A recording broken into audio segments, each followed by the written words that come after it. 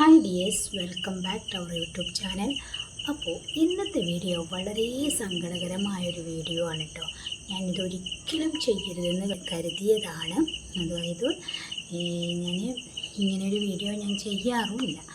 പക്ഷേ നമ്മൾ ഏറ്റവും സ്നേഹിക്കുന്ന ഒരാൾ നമ്മളെ ഒരു നിമിഷം ചതിക്കുകയോ അല്ലെങ്കിൽ നമുക്കിഷ്ടപ്പെടാത്തൊരു കാര്യം ചെയ്യുകയോ ചെയ്തു കഴിഞ്ഞാൽ നമുക്കതൊരിക്കലും താങ്ങാവുന്നതിനും അപ്പുറമാണ്, അല്ലേ? അങ്ങനെയുള്ളൊരു യൂട്യൂബറാണ് നമ്മളെ ഷാജി എന്ന് പറയുന്ന വ്യക്തി. എല്ലാവരും എന്നെപ്പോലെ തന്നെ നിങ്ങൾ ഓരോരുത്തരും നെഞ്ചിലേറ്റിയ ഒരു വ്യക്തിയാണ്, അല്ലേ? അതിന് തക്കതായ കാരണവും ഉണ്ട്. ഓക്കെ, അപ്പോൾ നമുക്ക് അത്രയും മനസ്സിന് ഇഷ്ടപ്പെട്ട ഒരാളാണ് അവൾ.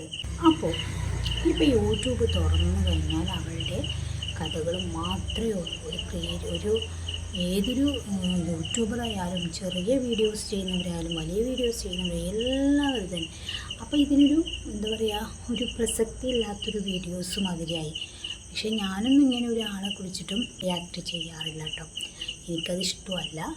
കാണാൻ ഞാൻ ഏറ്റവും പ്രധാനപ്പെട്ട ആളുകളുടേത് ഞാൻ കാണാറുണ്ട്. ഇപ്പം വിശാൽ മീഡിയ, അതുപോലെ ഇറ്റ്സ് മീ കേസ് എന്ന് പറഞ്ഞിട്ടുള്ള ആ ക്രിയേറ്റീവ് വീഡിയോ ചെയ്യുന്ന ആളുകളുടേതൊക്കെ ഞാൻ കാണാറുണ്ട്. അത് നല്ലതാണെങ്കിൽ കാണാറുണ്ട്. നമുക്കറിയാവുന്ന ആരെങ്കിലും കുറിച്ചിട്ട് റിയാക്ട് ചെയ്യുകയാണെങ്കിൽ ഞാൻ കാണാറുണ്ട്. അല്ലാണ്ട് ഇപ്പം ഈ ചെറിയ യൂട്യൂബേഴ്സൊക്കെ ഉണ്ടല്ലോ ചെയ്യുന്നത്. അപ്പോൾ ഞാനൊരു ചെറിയ യൂട്യൂബറാണ് ഈ ഒരു ചാനലിൽ. അപ്പോൾ ഞാനിതൊരിക്കലും ചെയ്യാൻ വിചാരിച്ചതും അല്ല. പക്ഷേ അവളെ ഏറ്റവും അടുത്തറിയുന്നത് കൊണ്ടാണ് ഇങ്ങനൊരു വീഡിയോ ചെയ്യാൻ കരുതിയത്. കാരണം ഒരുപാട് കാലങ്ങളായില്ലേ അവളുടെ വീഡിയോസ് ഇങ്ങനെ നിരന്തരം വന്നുകൊണ്ടും റിയാക്ട് ചെയ്തുകൊണ്ടൊക്കെ ഇരിക്കുന്നുണ്ട്. പക്ഷേ ഇപ്പം അവൾ ചെയ്യുന്നത് നമ്മളോടൊക്കെ ഭയങ്കരമായിട്ട് നമ്മളെ മണ്ടന്മാരാക്കിയ പോലെയാണ് അവൾ ചെയ്യുന്നത്. ഷാജിദ കേൾക്കാൻ വേണ്ടിയിട്ടാണ് ഞാൻ ഈ ഒരു വീഡിയോ ചെയ്യുന്നത് കേട്ടോ. നീ ഇതെപ്പോഴെങ്കിലും നിൻ്റെ ഫോണിലേക്ക് ഈ ഒരു വീഡിയോ വരികയാണെങ്കിൽ ഇതിൻ്റെ ഒരു റിപ്ലൈ നീ തരണം. കാരണം അത്രയ്ക്കും നെഞ്ചിലേറ്റിയതാണ്.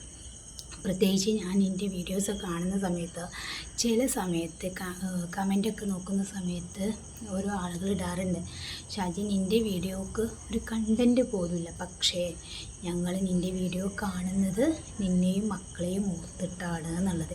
ചിലർ ഇപ്പം ചില വീഡിയോസിൽ പറഞ്ഞുകൊണ്ടിരിക്കുകയാണ്. അല്ലെങ്കിൽ ചില വീഡിയോസിൽ എന്തൊക്കെയോ പറഞ്ഞിട്ട് ആ 21-20 മിനിറ്റ് വരെ നിൻ്റെ വീഡിയോസ് ആക്കാറുണ്ട്. എന്നിട്ടും നിൻ്റെ വീഡിയോ സ്കിപ്പ് ചെയ്യാതെ കണ്ട് നിനക്ക് വാച്ച് അവർ കയറ്റിത്തന്ന ഈ ജനങ്ങളോടാണ് നീ ചെയ്യുന്നത് മുഴുവനും. പക്ഷേ നിൻ്റെ സാഹചര്യമായിരിക്കും ഇത് നിന്നെ ഇവിടം വരെ എത്തിച്ചിട്ടുണ്ടാവുക എന്നാണ് എനിക്ക് തോന്നുന്നത്. കാരണം ഒരു വ്യക്തിയും ഇങ്ങനെ പറയാനിരിക്കില്ല. ഇപ്പം ഞാൻ, എൻ്റെ മക്കൾ, എൻ്റെ ഫാമിലിയിൽ നിന്ന് ഒരുപാട് ആളുകൾ ഷാജി എന്ന് പറഞ്ഞ ആ വീഡിയോസിന് ഒരുപാട് ആളുകൾ ഇഷ്ടപ്പെട്ടിട്ടുണ്ട്. അപ്പം നീ ഇപ്പോൾ ഈ അടുത്ത് കോഴിക്കോട് ബീച്ചിൽ വന്നിട്ടുണ്ടായിരുന്നല്ലോ. അന്ന് ഞങ്ങൾ നിന്നെ കാണാൻ വേണ്ടിയിട്ട് വരാൻ കരുതിയതാണ്. പക്ഷേ കഴിഞ്ഞിട്ടില്ല. ഇപ്പം ഈ ഒരു ഇതൊക്കെ കേട്ടപ്പോൾ തോന്നുന്നു പോവാഞ്ഞത് നന്നായി എന്നുള്ളത്. അന്ന് എൻ്റെ മക്കൾ എന്നോട് പറഞ്ഞിട്ടുണ്ടായിരുന്നു, നിങ്ങൾക്ക് നിങ്ങളെപ്പോലത്തെ ഒരാളല്ലേ പോയി. അപ്പം എന്നാലും കാണാൻ പോകുന്നുണ്ട് കേട്ടോ. കാരണം മക്കളുണ്ടല്ലോ, ആ മക്കളെ കാണുമ്പോൾ ഇവരൊക്കെ അറിയാം ചാച്ചുട്ടി ഷിബുട്ടി എന്നൊക്കെ പറഞ്ഞിട്ട് നമ്മളെ മക്കളെ പോലെയാണ് കൊണ്ട് നടക്കുന്നത്. അത്രക്കും സ്നേഹിച്ച ഒരാളാണ് ഇന്നിപ്പം ഈ സോഷ്യൽ മീഡിയയിൽ നിന്നിട്ട് പല വാചകങ്ങളും പറഞ്ഞിട്ട് മനുഷ്യന്മാരെങ്ങനെ വട്ടം കറക്കുന്നത്. അപ്പോൾ നിന്നെ എത്രത്തോളം സ്നേഹിക്കുന്ന ആളുകൾക്ക് എത്രത്തോളം വിഷമം ഉണ്ടാവും ഇങ്ങനെ ചെയ്യുമ്പം. ഞാൻ വേറൊരാളോടല്ല പറയുന്നത്, എനിക്കിങ്ങനൊരു വീഡിയോ ചെയ്യാൻ താല്പര്യമില്ല എന്ന് പറഞ്ഞു. ഞാൻ ഇതുവരെ ചെയ്തിട്ടുമില്ല. പക്ഷേ എൻ്റെ വിഷമം കൊണ്ടാണ്. ഇന്ന് ഞാൻ ആ ഇൻ്റർവ്യൂസിൽ കാണാനിടയായി. എന്താണ് ആ ചാനൽ ഇപ്പം നിൻ്റെ കല്യാണം കഴിഞ്ഞിട്ടില്ല എന്ന് പറഞ്ഞിട്ട് നീ ഒരു ഇൻ്റർവ്യൂ ചെയ്തല്ലോ. ഇൻ്റർവ്യൂ അല്ല, നിൻ്റെ വീഡിയോസും ചെയ്തു, അതിലെന്തൊക്കെയോ പറയുന്നുണ്ട്. പക്ഷേ എന്തിനാ ഇങ്ങനെ ഒരു കളവ് പറഞ്ഞു കഴിഞ്ഞാൽ അതിനെ നമ്മൾ തിരുത്തി കൊണ്ടുവരാൻ എത്രത്തോളം കള്ളം പറയേണ്ടിയിരുന്നറിയോ? അത് സത്യസന്ധമായി ഒരിക്കൽ പറഞ്ഞിട്ടുണ്ടെങ്കിൽ നിന്നെ ആരെങ്കിലും എന്തെങ്കിലും ചെയ്യുമോ? ആരൊന്നും ചെയ്യില്ല. ഇപ്പം ഒരു ഭർത്താവില്ലെങ്കിൽ വേറൊരു ഭർത്താവിനെ സ്വീകരിക്കാൻ നമുക്ക് കടമയുണ്ട്. അതിനാരും കുറ്റം പറയില്ല. ഇപ്പം ഭർത്താവ് മരിച്ചാൽ ആ യുദ്ധസമയം കഴിഞ്ഞു കഴിഞ്ഞാൽ ആ ഒരു സ്ത്രീക്കോ അല്ലെങ്കിൽ പുരുഷനോ പുരുഷന് യുദ്ധാസമയമൊന്നുമില്ല. ആ ഒരു സ്ത്രീക്ക് കല്യാണം കഴിക്കണമെന്ന് ആഗ്രഹമുണ്ടെങ്കിൽ വേണ്ടപ്പെട്ടവർ അത് നടത്തി കൊടുക്കണം എന്നുള്ളത് നിർബന്ധമാണ്.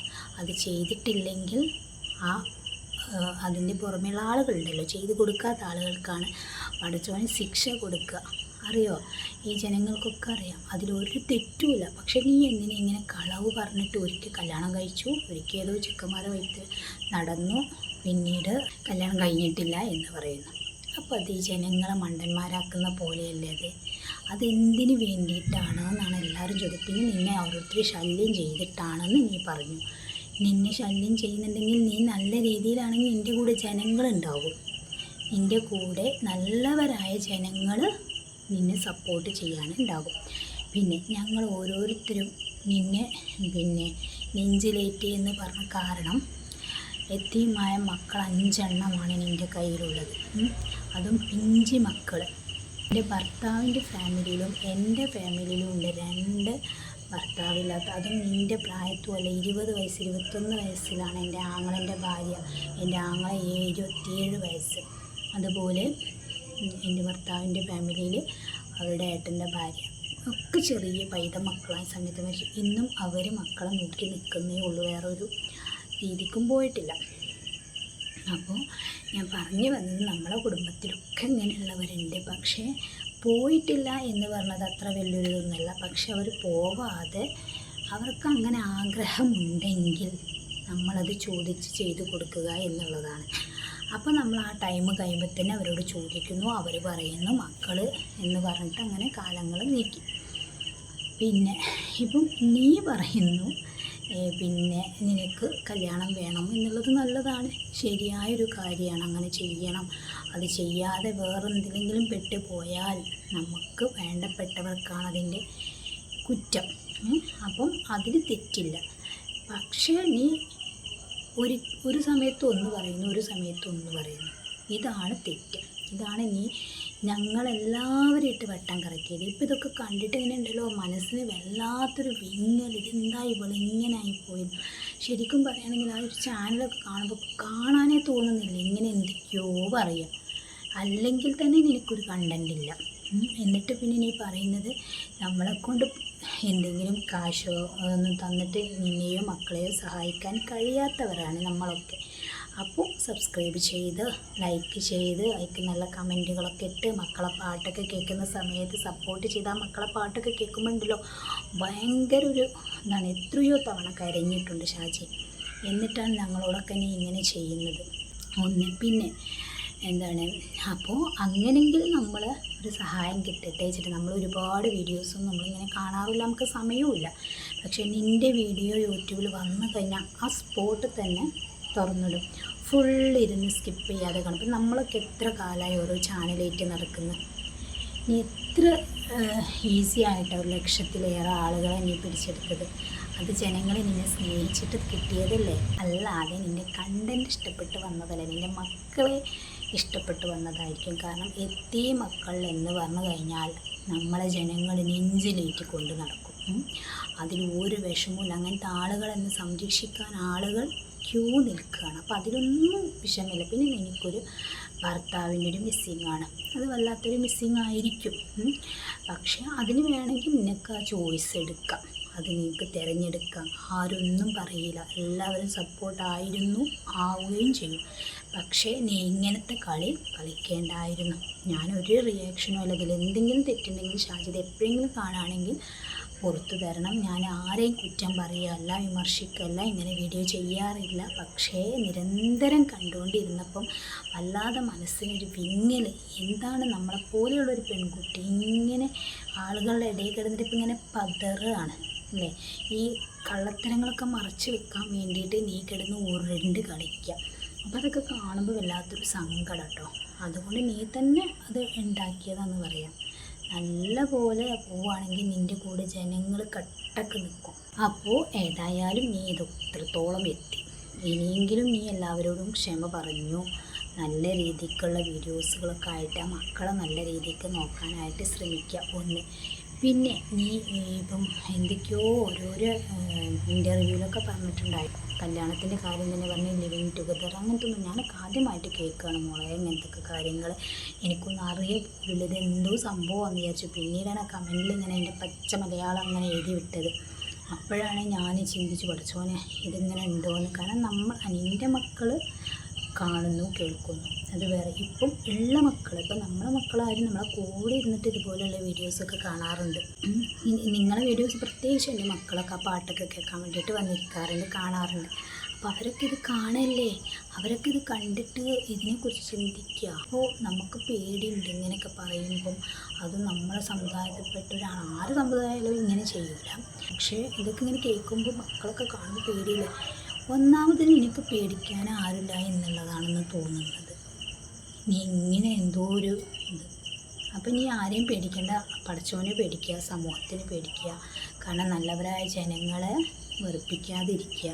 ഇതിൽ എന്തെങ്കിലും വല്ല തെറ്റുകളുണ്ടെങ്കിൽ പുറത്തു തരിക. കാരണം എനിക്ക് അത്ര ഇഷ്ടമുള്ളൊരു ക്രിയേറ്റർ ആയതുകൊണ്ടാണ് ഞാൻ ഇത്രത്തോളം പറഞ്ഞത് കേട്ടോ. ഞാൻ എൻ്റെ ഈ ചാനൽ ചെയ്യുന്നതിൻ്റെയും എൻ്റെ എല്ലാ തിരക്കിനിടയിലും ഞാൻ ഷാജി എന്നുള്ള വീഡിയോസിനായിട്ട് കാത്തിരിക്കലാണ്. സത്യം പറയാൻ ഒരുപാട് കമൻറ്റ്സ് ഞാൻ ഇടാറുണ്ട്. ഇതിൽ നിന്നല്ല കേട്ടോ, ഈ ഒരു ചാനൽ ഞാൻ അങ്ങനെ യൂസ് ചെയ്യാറില്ല. പക്ഷേ എൻ്റെ മെയിൻ ചാനലിൽ നിന്ന് ഞാൻ സ്പോക്കൺ ഇംഗ്ലീഷ് എടുക്കാറ്. അപ്പോൾ അതിൽ നിന്നൊക്കെ ഒരുപാട് കമൻറ്റ്സ് ഞാൻ ഇടാറുണ്ട്. മക്കളെ പാട്ടൊക്കെ കേട്ടിട്ട് ചില സമയത്ത് കണ്ണിന്ന് കണ്ണീരൊഴുകുക. കാരണം നിൻ്റെ രണ്ടാമത്തെ മോൻ്റെ പ്രായമുള്ളൊരു മോനെ എൻ്റെ അടുത്തുണ്ട്. ആ മോനക്കൊക്കെ ഞാൻ കാണിച്ചെടുക്കും, മോനെ ഇത് കണ്ടോ ഈ കുട്ടീനൊക്കെ നീ കണ്ടോ, പാവല്ലേ എന്ന് പറഞ്ഞിട്ട് അവർക്കും ഭയങ്കര സങ്കടം കേട്ടോ. ഞാൻ ലൈക്ക് ഇടാൻ മറന്നപ്പോൾ എൻ്റെ മക്കളാണ് ലൈക്ക് ഇട്ടുടിക്കുമ്പോന്നറിയില്ല, അത്രക്കും സ്നേഹമാണ്. പിന്നെ നീ കല്യാണം കഴിച്ചു എന്ന് വെച്ചിട്ട് ഒരാളും നിന്നെ കുറ്റം പറയൂല കേട്ടോ, അത് വേണ്ടത് തന്നെയാണ്. പക്ഷേ നീ ഇങ്ങനെ വട്ടം കറങ്ങിയപ്പോൾ ലാസ്റ്റത്തെ ഒരു ഇൻ്റർവ്യൂ കൂടി കണ്ടപ്പോഴാണ് എനിക്കിത് ചെയ്യാതിരിക്കാൻ കഴിയില്ല എന്ന് തോന്നിയത്. കാരണം അതിന് നീ പറയുന്നു കല്യാണം കഴിച്ചിട്ടില്ല. ഒരു കളവ് മറയ്ക്കാൻ നമ്മൾ എത്രത്തോളം കള്ളം പറയണം. ഒരു സത്യമാണെങ്കിൽ അത് ഒരു ഇതുമില്ലാതെ പറയാം. അപ്പം നീ എന്തിനിങ്ങനെ കള്ളത്തരം പറഞ്ഞിട്ട് ചെയ്യുന്നത്? നിനക്ക് പിന്നെ കല്യാണം കഴിച്ചാലും കുഴപ്പമില്ല, പിന്നെ കല്യാണം കഴിക്കുന്നതാണ് ഏറ്റവും നല്ലത്, സേഫ് അതാണ്.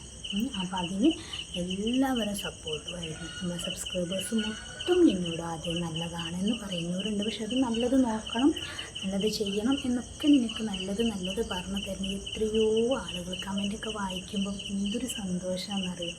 കാരണം അതൊക്കെയെന്ന് പറഞ്ഞാൽ നമ്മളെപ്പോലെ ഒന്നിനും കഴിയാത്ത ആളുകൾ ഇങ്ങനെയെങ്കിലും ആ കുട്ടി രക്ഷപ്പെടട്ടെ എന്ന് കരുതിയിട്ടാണ് നിന്നെ ഇത്രത്തോളം എത്തിച്ചത്. എന്നിട്ട് ഞാൻ ഈ വീഡിയോസൊക്കെ കാണാമെന്നല്ലാതെ ഇതുവരെ ആയിട്ട് ഞാൻ ആരെ വീഡിയോസും ഞാൻ അങ്ങനെ എല്ലാ ഈ റിയാക്ടിങ് വീഡിയോ ഒന്നും കാണാറില്ല.